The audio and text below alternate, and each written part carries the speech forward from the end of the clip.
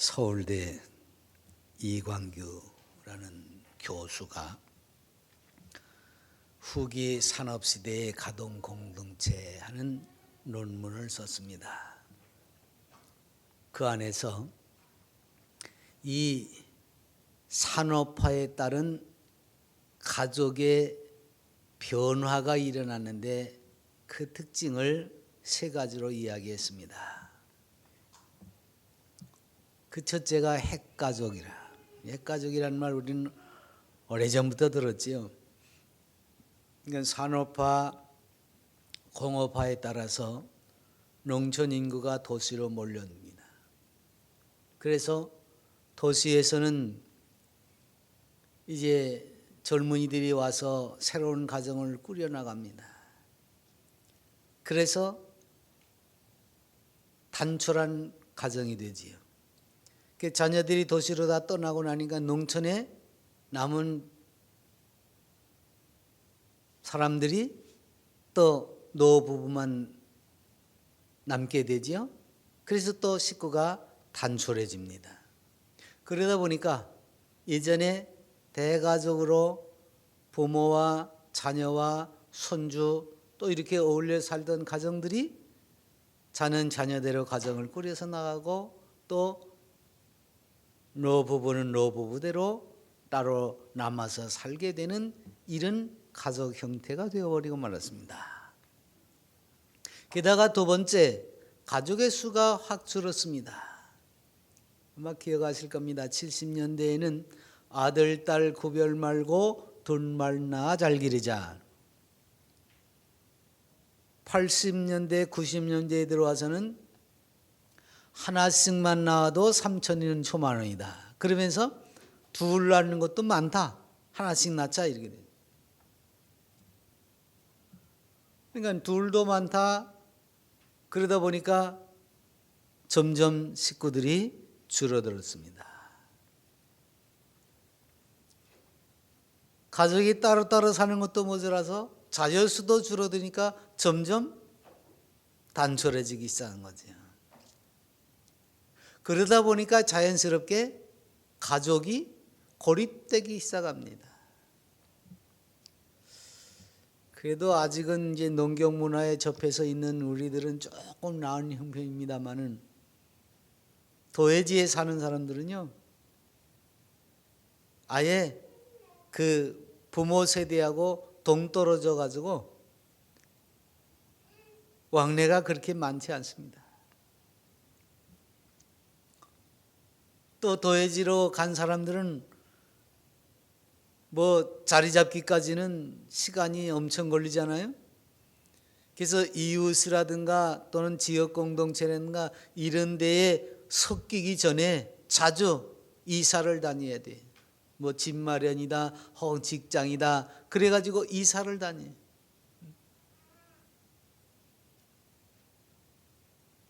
그러니까 사람들하고 어울려서 지낼 수 있는 그 지역 사회에서조차 함께 어울려져서 지낼 수 없는 그런 형편이 되어버리고 말았어요. 그래서 늘 고립되어 있습니다.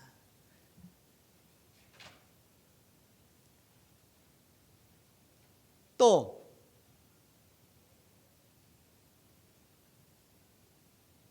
이런 도회지 생활을 하다 보니까 씀씀이는 많아지고 또 뭐 욕심이 많아졌겠지만 자녀들을 뭐 어떻게 교육을 시키라는 명분 아래 교육비가 많이 들어간다. 그래서 안팎으로 나가서 일을 하게 되는 거지.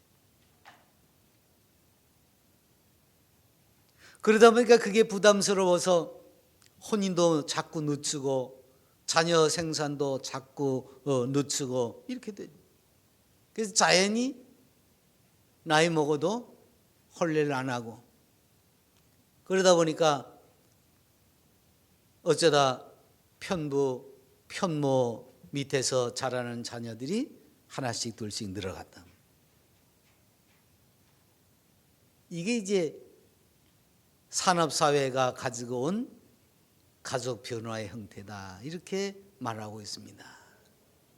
근데 이 교수는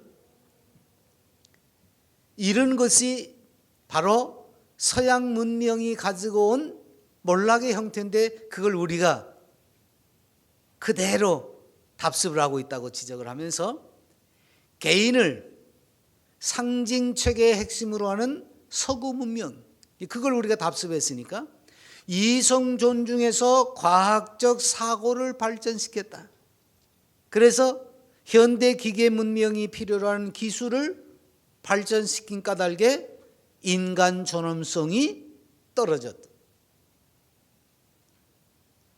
개인주의처럼 돼버렸고, 그래서 마치 서로 경쟁 상태가 되다 보니까 고립이 됐다. 그래서 그 고립이 된 것을 가족이라고 하는 안정된 조직 속으로 들어가서 풀어야 되는데, 이렇게 가족이 고립화되고 핵가족화되다 보니까 집에 들어가서 아무도 위로해 줄 사람이 없는 거예요.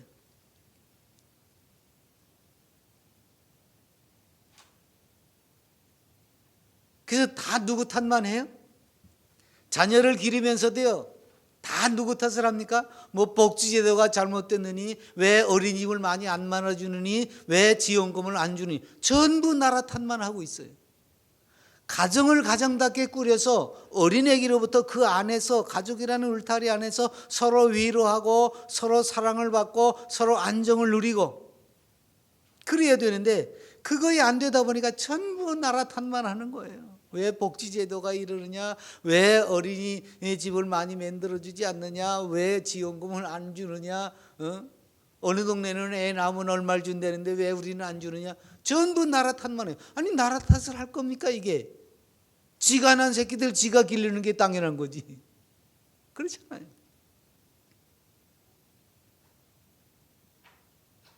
그러니까 가정이 안정이 되어지지 않다 보니까 이 모든 것들을 국가 제도에 의존하려고 하는 거죠. 그러니까 서구 문명 사회가 이런 식으로 흘러보다 보니까 서구가 적어도 밑바탕은 뭡니까?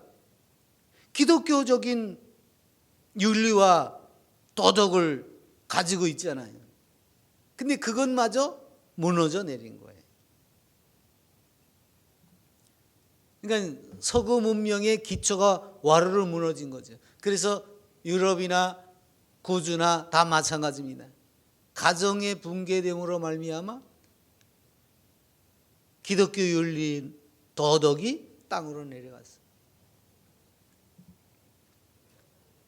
그래서 이 교수는 한 마디 더 붙이기를, 기독교적인 성윤리마저 파괴되기 때문에 남녀관계가 문란해지고 생명을 창조하는 성이 쾌락의 도구로 전락하였다. 그리고 태어나는 자녀들마다 오히려 방해물로 여긴다. 생명 존엄성은 이미 떠나간 거예요.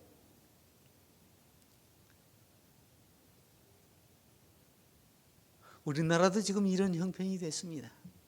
자녀가 소용없게 됐어요.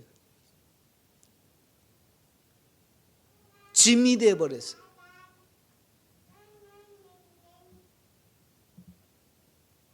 그리고 그저 저들만 즐겁게 살면 되는 거예요.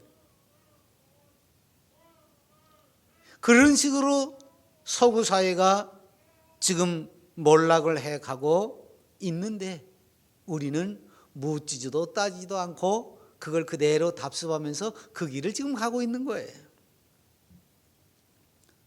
물론 다행히 아직 한국 사회가 이 가족 위주의 문화가 남아있기는 합니다.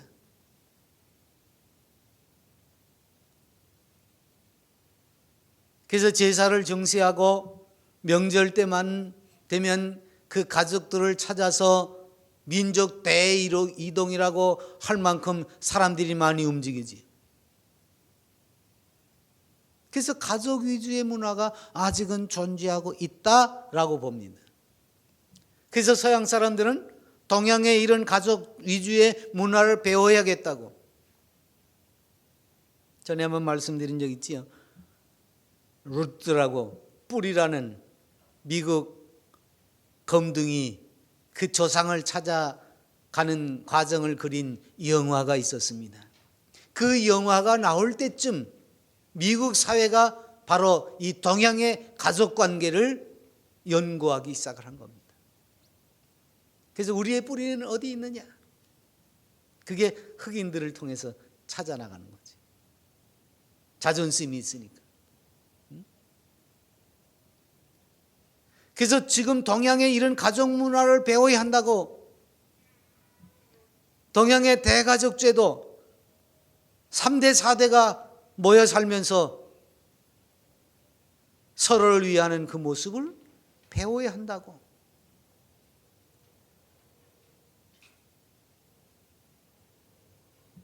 특히 이제 미래학자들은요, 지금 우리나라도 재가 교육이 이루어지고 있고 직장 생활도 집에서 하는 것들이 이제 간간히 생기고 있잖아요. 그런 것처럼 미래학자들이 예측하는 것은 앞으로 모든 것을 기계가 많이 하기 때문에 사람들은 일을 조금 하고도 또는 집에 앉아서 적당히 살펴보기만 해도 돌아간다 이거지. 생산도 할 수 있고. 그러니까 사람에게는 더 많은 시간이 남아 돌아가는. 그래서 그 시간 동안을 가족 생활 중심으로 옮겨가게 될 것이다.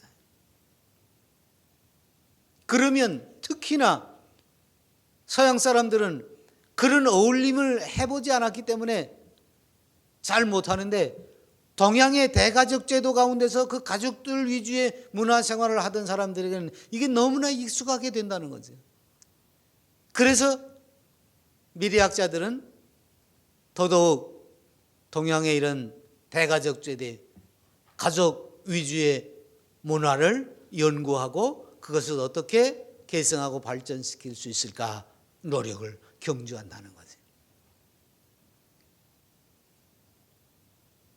그러면서 이제 이강규 교수가 거기서 결론 내린 거는 동양 가족으로부터 자녀를 위하는 정신을 답습하고 무엇보다 중요한 개인의 이기심을 한 발 양보하여 결혼 생활에서 도덕적 순수성을 유지하고 가족이란 집단을 개인의 상위에 두어서 가족으로 하여금 질서 유지를 위한 사회적 강제력을 행사하게 하고 개인은 자신의 본능을 스스로 구속하는 도덕적 개인주의를 발전시킴으로써 근대 사회 후기에 향실했던 인간성을 회복할 수 있을 것이다. 그렇잖아요.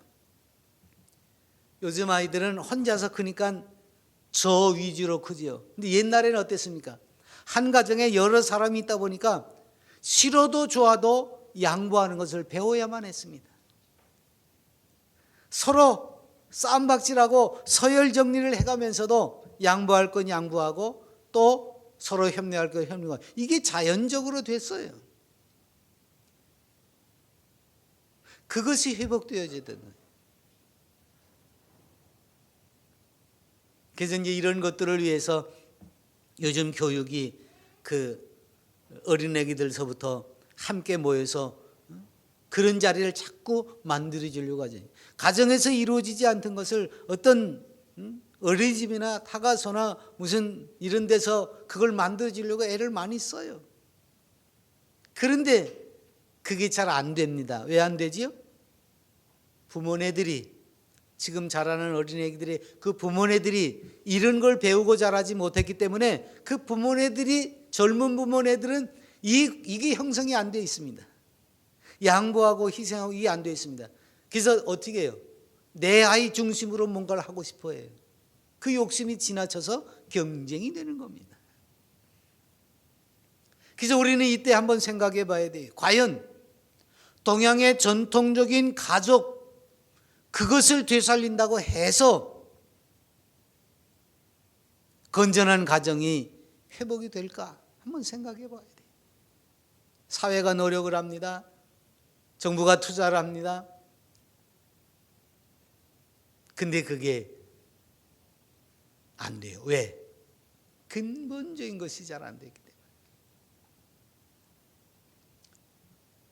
그래서 저도 그리스도인들은 성경이, 즉 하나님이 가정을 주신 근본적인 것을 되돌아보면서 하나님이 원하시는 바 그 가정을 꾸려나갈 줄 알아야 됩니다. 그러나 다른 것 하나, 특별한 것이 하나 있는데 그건 뭐냐면 성경적인 가정의 중심에는 하나님이 계시다는 겁니다.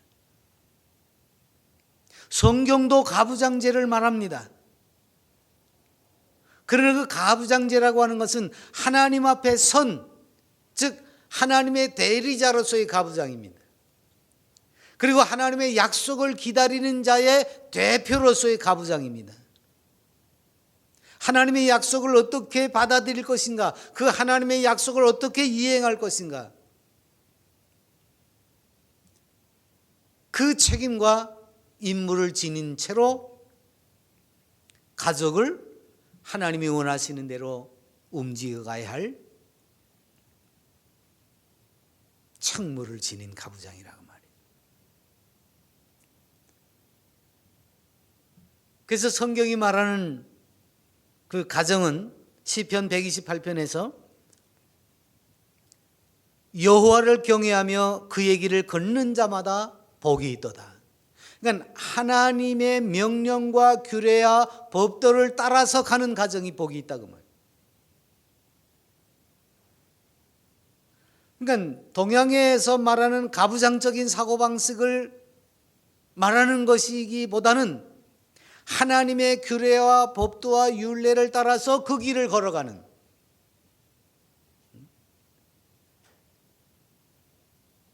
그래서 부모의 말이라면 100% 순종을 해야 된다. 그게 이제 동양적인 가부장이라고 하면, 성경적인 것은 부모의 말에 순종하지만 그 말이 뭐냐? 주 안에서라고 하는 단서가 붙어 있어요. 하나님의 규례와 법도와 명령을 따르고 있느냐는 거지. 그래서 성경적인 가장은 하나님의 그 굴레를 가지고 가정을 이끌어가야 할 책무가 있는 겁니다. 그래서 3절에서 그래 말했습니다. 집 안방에 있는 내 아내는 결실한 포도나무 같으며 내 식탁에 둘러앉은 자식들은 어린 감람나무 같으리로다. 여호와를 경외하는 자는 이같이 복을 얻으리로다. 즉 하나님의 은혜 안에서 하나님의 질서를 따라서 꾸려가는 그 가정의 모습을 말하는 겁니다. 이건 신약에서도 마찬가지예요. 바울은 가족 간의 관계를 예수 그리스도 안에서 다시 재정립하라고 말합니다. 그래서 자녀들아, 주 안에서 너희 부모에게 순종하라. 이것이 옳으니라 그랬어요. 교회가 흐트러지니까요, 세속적이 되다 보니까요, 요즘 교회, 어떤 교회는 효대학원이라고 하는 것을 세워가지고요, 마치 기독교가 부모만을 위하고 조상만을 위하는 종교인 것처럼 그렇게 효를 가르치고 있어요. 그래서 효를 강조합니다. 그러니까 세상 사람들이 볼 때는 기독교가 그냥 효를 강조하나, 옛날 부모를 삼강오륜처럼 부모를 그렇게 섬기라고 하는가 보다, 그렇게만 여겨요. 그런데 기독교는 옳고 그름을 떠나서 무조건 부모에게 순종하는 그런 효를 가르치는 데가 아닙니다. 기독교에서 부모와 자식 간의 관계는요, 부모의 소유물로서의 자식이 아닙니다. 하나님과 사람과의 관계와 마찬가지입니다. 부모와 자식 관계는 하나님과 하나님의 백성들의 관계입니다. 여러분, 하나님과 하나님의 백성들의 관계는 우리가 겸손하게 하나님의 피조물이요 하나님의 자녀로서 하나님을 섬길 때 내가 주의 것이라고 말하지만 하나님은 나를 당신의 소유물로 여겨서 마치 당신 마음대로 좌지우지하는 그런 자녀로 두시지 않았습니다. 어떻게 두셨지요? 에덴에서부터 하나님은 우리를 당신의 형상으로 지으셨을 뿐만 아니라 당신과 똑같은 위치에 두고 우리와 관계를 맺어주셨습니다. 하나님 창조주이신 그분이 피조물인 인생을 당신과 똑같은 위치에 두고 계약을 맺으신 겁니다. 똑같이 여겨주는 거예요. 너는 내가 지었다 그게 아니라 당신의 형상과 동등하게 취급을 하십니다.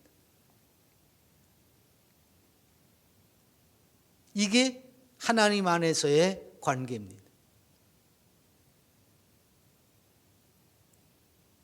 유교에서는 부모와 자식은 주종관계보다도 더합니다.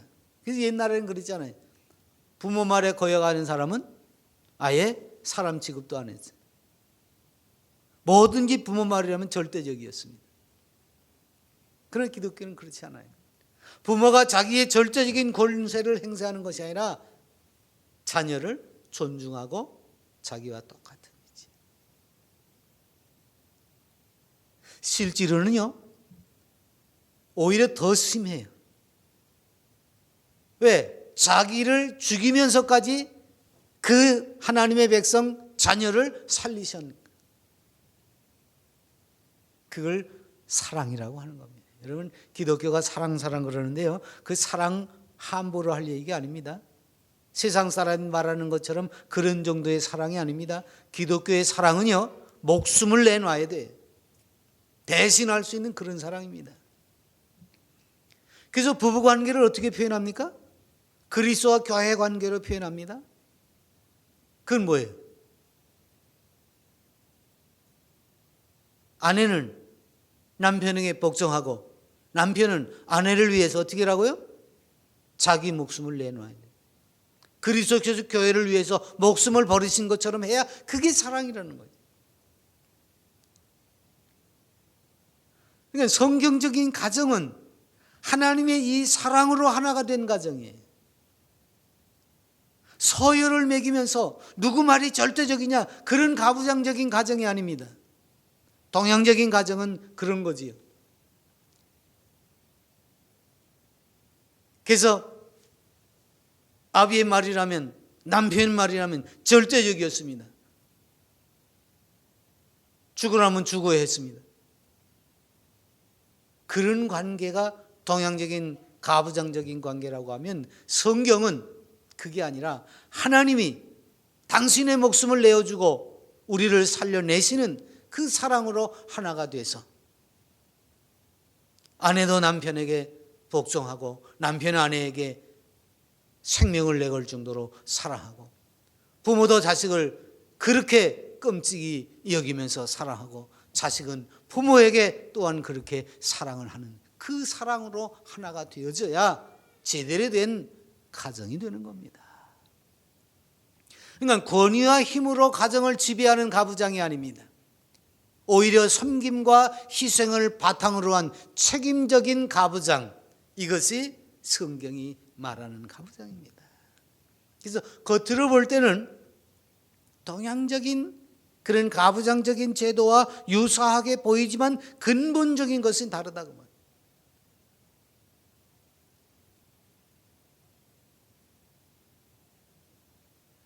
그래서 권위를 내세우는 그런 것이 아니라 섬김을 통해서, 희생을 통해서 오히려 나보다 남을 낮게 여기는 그것이 여기 이 사랑에도 깃들어 있는 거예요. 그래서 그리스도가 교회의 머리가 되신 것이, 교회의 머리라고 우리가 얘기하잖아요.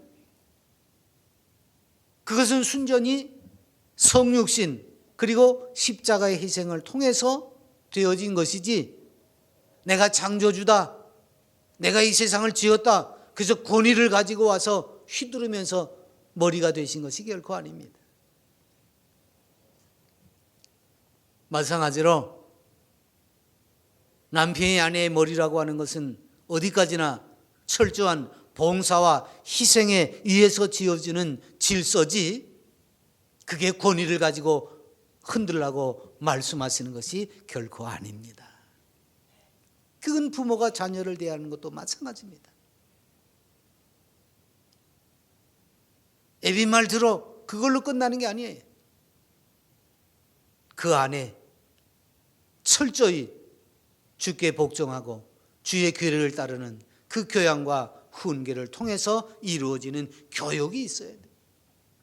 그래서 철저하게 하나님 중심의 교육이 이어질 때에 부모와 자식 사이에도 하나님과 하나님의 백성들 사이에 익어가는 그 사랑이 표출이 되어지는 겁니다. 결국 민족 공동체, 이것도 역시 뭐예요?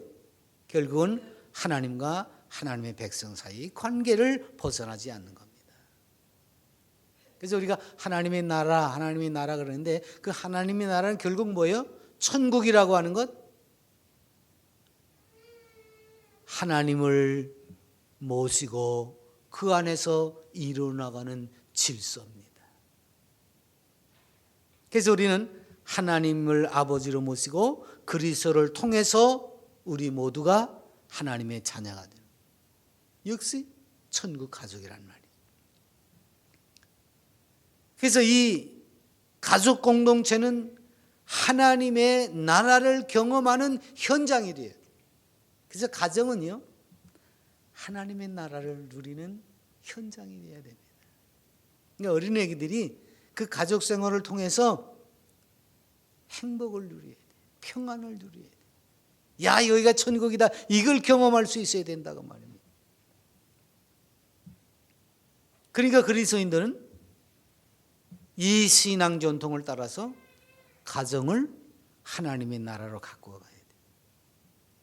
그래서 동양의 가족 제도에 머물 것이 아니라 완전히 신앙으로 개조된 중생하고 거듭난, 그래서 주님을 중심으로 천국이 이루어지는 그런 가정을 이루어가야 됩니다.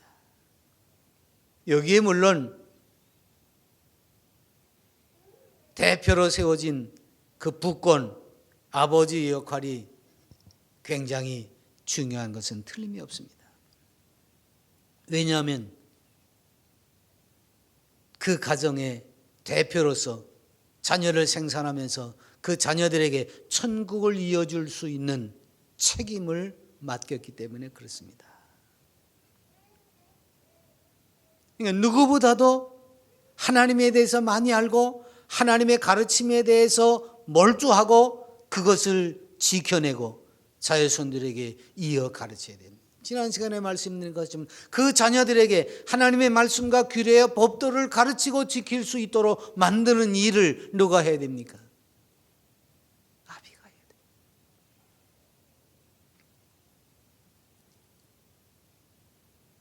그래서 그것을 가르침과 동시에 그리스도께서 교회를 위해서 희생하신 것처럼 가정을 위해서 희생하고 헌신하고 섬김의 자세를 가지고서 가부장의 책무를 다해야 하는 것입니다. 그래서 아비는 아비대로 책무를 다하고 또 아내는 아내대로 본래의 자리로 돌아가서 가정을 지키고 자녀를 양육하며 교회가 그리스도께 하듯이 남편을 따라서 순종하면서 자녀들에게 본을 보이는 거예요. 그래서 가족 구성원들 하나하나가 하나님이 주신 은혜를 따라서 모두가 다 평등하지만 그 질서와 예의를 따라서 이 관계가 만들어져 가는 겁니다. 여러분 그렇잖아요. 머리는 머리에 위치해 있어야지요. 손은 손에 위치해 있어야지요. 그 역할이 바뀌면 안 되는 거예요. 이게 바뀌면 몸은 온전하다고 할 수가 없는 거죠. 서양의 잘못된 적용이 바로 이런 겁니다. 모두가 다 머리 노릇을 하고 모두가 다 손 노릇을 하고 각자 그러는 거예요. 그러니까 서구 사회가 흐트러질 수밖에 없습니다. 가정이 무너질 수밖에 없습니다.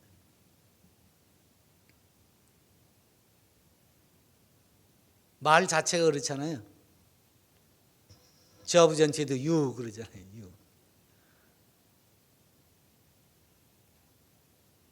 우리말은 공대하는 말이 있고 하대하는 말이 있고 평대하는 말이 있잖아요. 상하 좌우를 가려서 써야 할 말이 있습니다. 근데 서양 사람들은 상놈처럼 아무나 내놓고 넣어야, 그죠? 물론 존중한다는 의미가 거기에 담겨 있긴 하지만 이게 없다 보니까 완전히 그네들은 자식이 부모하고 대등하게 하려고 하고 노인은 돌보지도 않고 말이에요. 그죠? 독립심이 강한 건 좋습니다만, 그래서 18살에서 고등과 졸업하면 우리 비행기 타고 다니는 가방, 그런 가방을 선물로 졸업 선물이다 하고 주는데 그거 뭐냐, 얼른 보따리 싸가지고 나가라 그런 거거든요.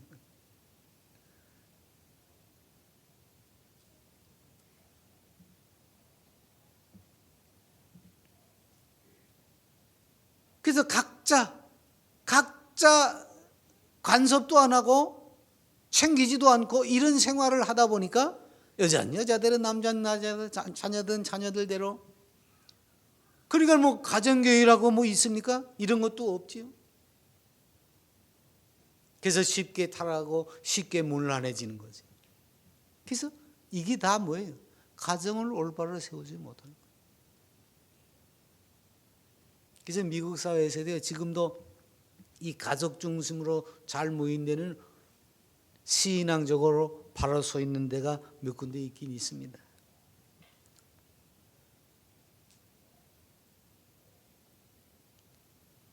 적어서 그렇지. 그러니까 전통적인 가족 개념이 깨지고 핵가족화되고 고립화된 우리 가정에서 이런 문제들은 얼마든지 벌어질 수 있는 일들이다. 그래서 이젠 다시 정신을 가다듬고 가정을 돌아봐요. 성경이 가르치는 대로 가족들 한 사람 한 사람이 제 위치를 찾고 자기 역할에 충실해야 되는 것입니다.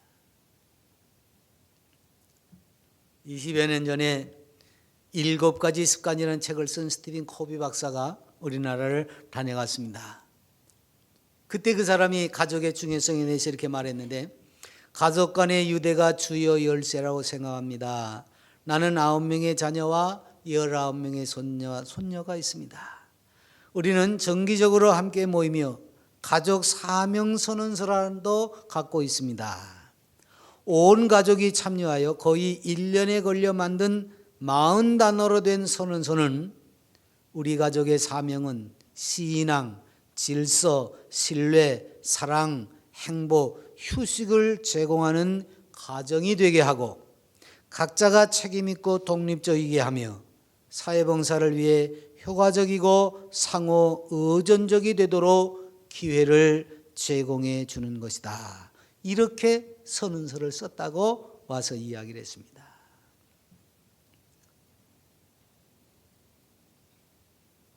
서양 사람들이 비로소 깨달았어요.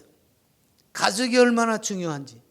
특히 가족들 사이에 서로 연락하고 상함하면서 섬기며 희생하며 보살피는 것이 얼마나 중요한지를 깨달았습니다. 그래서 이렇게 가족 위주의 문화로 돌아가려고 몸부림을 치는데, 거기에 기독교적인 신앙이 중심이 돼서 이것을 이루어 간다고 하면 가정은 그야말로 천국이 될 것입니다. 세계가 다시금 가정의 중요성을 생각해서 그 가정을 올바로 세우려고 노력을 하고 있습니다. 이런 와중에 우리나라는 점점 무너져가는 가정들을 볼 수밖에 없는 것이 얼마나 안타까운지 모릅니다. 바라기는 이런 때에 오히려 우리 그리스도인들의 가정들이 바른 신앙 안에서 올바로 세워질 수 있도록 노력을 해야 돼요. 그래서 그 바른 가정들이 모여서 교회를 이루고 그 교회가 하나님의 나라를 올바로 세워갈 수 있도록 해야 할 겁니다. 그래서 하나님의 그 사랑 안에서 하나 된, 즉 하나님을 모신 가정, 그리고 하나님의 규례와 법도와 율례가 지배하는 가정, 그래서 그 말씀 중심으로 산 가정,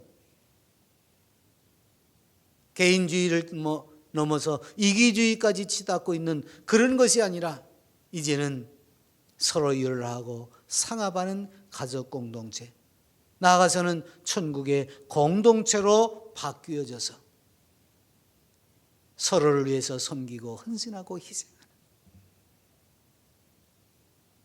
이런 삶으로 바뀌어지는 가정이 된다면, 그런 모습으로 우리의 믿음이 실천이 되어진다고 하면 아마 마지막 때까지 주님이 기대하시고 주님이 인정하시고 또 주님이 바라보시는 그 복된 가정이요 믿음의 용사가 될 수 있을 것입니다. 이런 안식과 헌신이 넘치는 가정을 세워가시기 바랍니다.